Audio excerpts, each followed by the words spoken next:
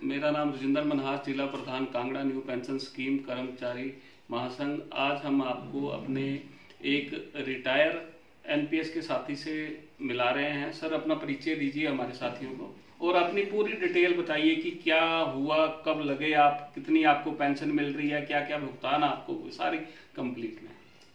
Sir 6/12/1996 में contract base पर हमारे ऑर्डर हुए थे और हमने रक्कड़ ब्लॉक में ज्वाइन किया था। उसके बाद एज ए जेबीटी रहे और 23/9/2003 को हमें अपनी पोस्ट ड्राइंग टीचर की मिली। उसके ऊपर हम 23/9/2003 को हम वहाँ से हाई स्कूल में चले गए और मैं मिला जीएमएस बटालखुर्द और अंडर कम्प्लेक्स मजीद। जब से हमने ज्वाइन किया तो उस समय 1221 का स्केल जेबीटी का था और 3501 रुपया टोटल हमें मिलता था। उसके बाद लगभग 6.25 साल मैंने सर्विस कॉन्ट्रैक्ट बेस की प्राइमरी में। और हर आदमी को लालच होता है कि इसमें ग्रेड अच्छा मिल रहा है, हो सकते हम जेबीटी पोस्ट पर रहते तो आज पेंशन के हकदार हो जाते, लेकिन समय के हालात ऐसे थे कि हमें पैसे की जरूरत थी और हमने प्राइमरी विभाग छोड़ के मतलब रिलीव होके वहाँ से हम हाई उसमें एलिमेंट्री एजुकेशन तो था उसमें चले गए हम मिडिल स्कूल के अंदर और ड्राइंग मास्टर की पोस्ट पर हमने ज्वाइन किया। तो पीछे से जैसे स्केल रिवाइज हुआ उसी समय पीछे जो 1996 से तो वो भी हमें नहीं मिला। और रिटायरमेंट होने के बाद जब वो स्केल की रिटपुटेशन हुई तो अब जाकर हमें वो स्केल जो है वो विभाग की तरफ से दिया जा रहा है। लेकिन जब भी हम जाते हैं तो दफ्तर पता करते हैं तो हमारे साथ कोई उस ढंग से डील नहीं की जाती जैसे कि कोई विभाग में कार्यरत था। ये भी हमारे भाई था तो बड़ा ही अफसोस होता है। अब रिटायर हुए 2016 में और 2016 में हमने 13 साल रेगुलर नौकरी करके 2016 में हमारी रिटायरमेंट हो गई सितंबर में। तो उस दौरान आपको क्या फंड्स वगैरह मिले, क्या ग्रेजुटी वगैरह तो अभी भी हुई है सरकार ने? जी, उस समय हमारा जीपीएफ काटा जाता था। जब वहां से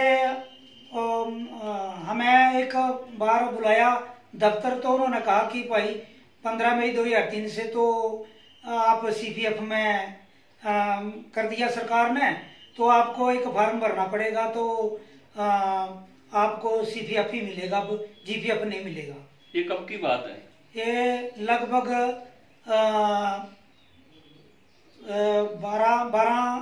11-12 की बात है। मतलब 11-12 तक आपका जीपीएफ कटता रहा है? 11-12 तक हमारा जीपीएफ, हमारे पास पूरी डिटेल पड़ी हुई है, हमारी स्टेटमेंट आती थी जीपीएफ की।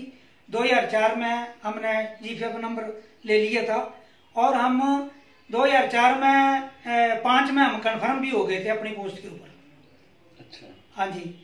और जब हम रिटायर हुए तो फिर हमें बोला गया कि आप साइन करो और आपको सीपीएफ में डालना पड़ेगा और आपको जो कंट्रीब्यूशन पेंशन होगी वो ही दी जाएगी।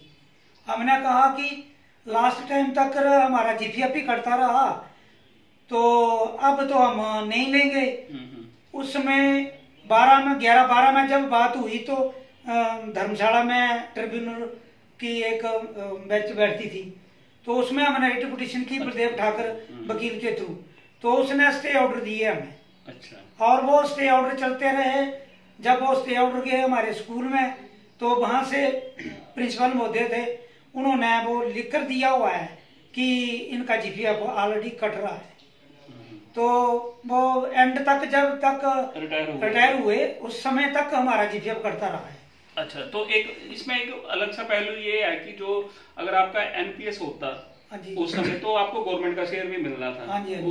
वो भी आपको नहीं मिला। नहीं मिला। जीपीएफ में रहते हुए आपको जो है जीपीएफ तो रहा, लेकिन आपको आगे पेंशन भी नहीं मिल पाई क्योंकि आप एनपीएस में थे। हाँ जी। तो मतलब एक तरह से डबल नुकसान आपका हुआ। हाँ जी, हाँ जी। और अब उसके बाद जो एनपीएस का अमाउंट होता जब आपका था ही नहीं तो वो नेचुरली मिलना ही नहीं था।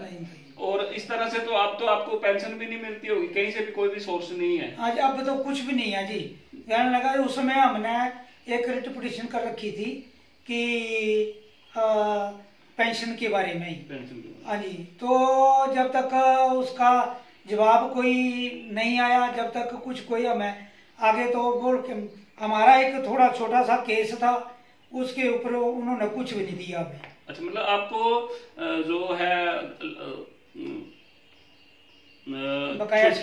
छुट्टियों के जो पैसे थे, हाँ जी, जो जीआईएस के जो पैसे थे, जो रिटायर होने, लीव इनकैशमेंट वगैरह कुछ भी नहीं मिला जी अभी तक 2016 से रिटायर होके। हाँ जी। तो अभी क्या कहते हैं कि वो केस है पेंडिंग, उसकी वजह से है। हाँ जी, बोला केस में आपका चला हुआ था कोर्ट में, इसलिए आपको पेंडिंग रखा जा रहा है। नहीं तो अभी जो आपका कोर्ट केस चला है उसका क्या स्टेटस है? अभी स्टेटस कुछ भी नहीं है सर, हम आपके इसके साथ ही हैं, जो ग्रुप चला हुआ है उस ग्रुप के साथ चले हुए हैं। नहीं, जो आपने केस किया जिसकी वजह से आपके ड्यूज विभाग ने नहीं दिए, वो केस का फिलहाल क्या स्टेटस है? वो आपके फेवर में हुआ कि वो हमारी फेवर में हुआ, पर सरकारें तो आगे चली जाती हैं सर। अच्छा। हाई कोर्ट में चली जाती हैं, सुप्रीम कोर्ट में चली जाती हैं।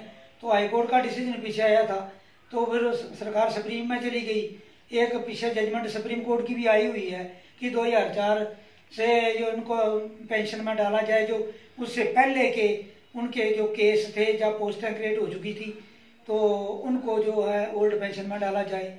अभी तक कुछ नहीं है ये सर बन रहा। नहीं, मतलब आपका एक तो ये देखिए, ये बहुत बड़ा पहलू है कि एक तो रिटायर कर्मचारी ने जो केस फाइल किया, उसके बाद जो है उसके ड्यूज भी अभी तक रुके हैं। 2016 से जो live in कैशमेंट group insurance scheme का जो पैसा मिलता है, ग्रेच्युटी तो चलो अब मिली है, तो अभी तक कोई भी ड्यूज जो है इनके मिले नहीं है।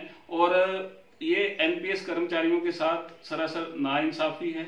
और मैं सरकार का ध्यान इस ओर दिलाना चाहता हूं कि कोर्ट की जजमेंट्स आप मान नहीं रहे हैं, कर्मचारियों के ड्यूज आप दे नहीं रहे हैं, तो किस तरह से एक कर्मचारी जो है सरकारी सेवा में आना चाहेगा?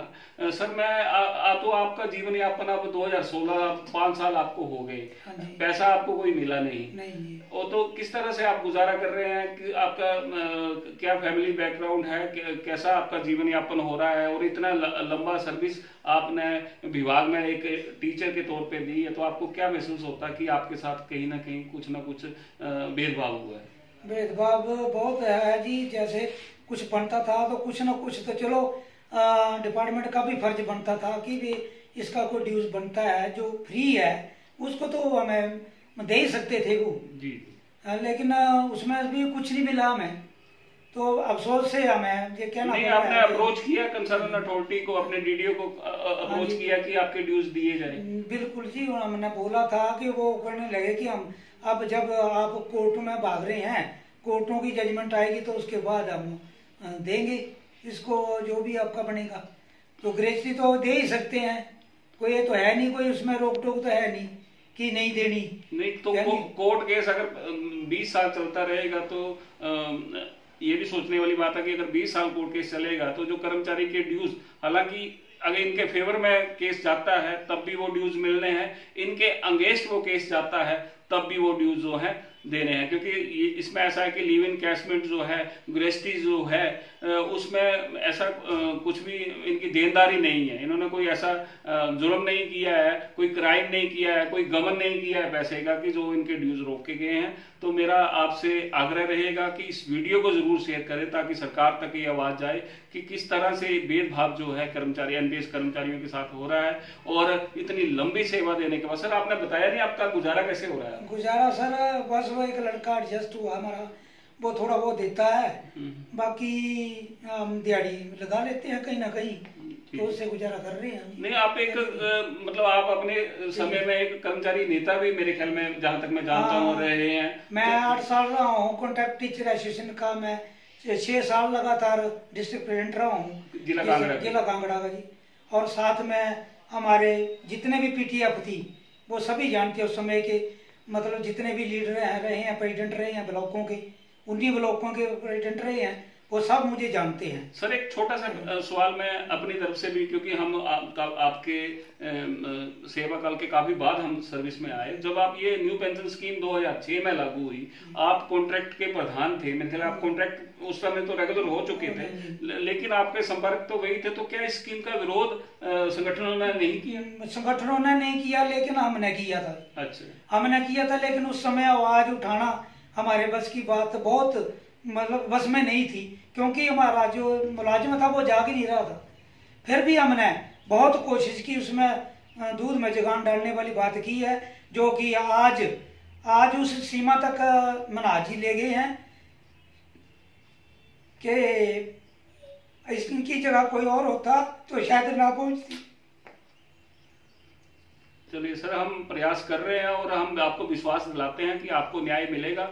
और मैं आपको बताना चाहूंगा कि प्रदेश सरकार भी इस बारे में जरूर सोच रही है, और जो जजमेंट्स आई हैं आपके केसेस की, आपको दिल छोटा करने की जरूरत नहीं है। हर कर्मचारी आपके साथ है, हर विभाग आपके साथ है, और मेरा आग्रह रहेगा जो भी हमारे कर्मचारी साथी हैं, जो इनके ड्यूज जो बनते हैं वो दिलवाने का प्रयास करें। और मैं सरकार से आग्रह करूंगा कि हर कर्मचारी को जो है एक सम्मानजनक रिटायरमेंट का हक है, और ये हक उसे मिलना चाहिए। बड़ा दुख होता है जब शपथ लेते ही कुछ लोग पेंशन के हकदार हो जा रहे हैं, और इतनी लंबी सेवा करने के बाद जो कर्मचारी हैं हमारे साथ बैठे हुए, आज उनकी आंखें भर आई हैं अपना वृतांत बताते हुए हमें। तो एक टीचर की ये हालत है, तो आप समझ सकते हैं कि आज की डेट में जो कर्मचारियों की क्या हाल है। तो आपसे आग्रह करूंगा कि इस वीडियो को ज़्यादा से ज़्यादा जरूर शेयर करें, और इस चैनल को जरूर सब्सक्राइब करें। धन्यवाद। जय हिंद, जय भारत।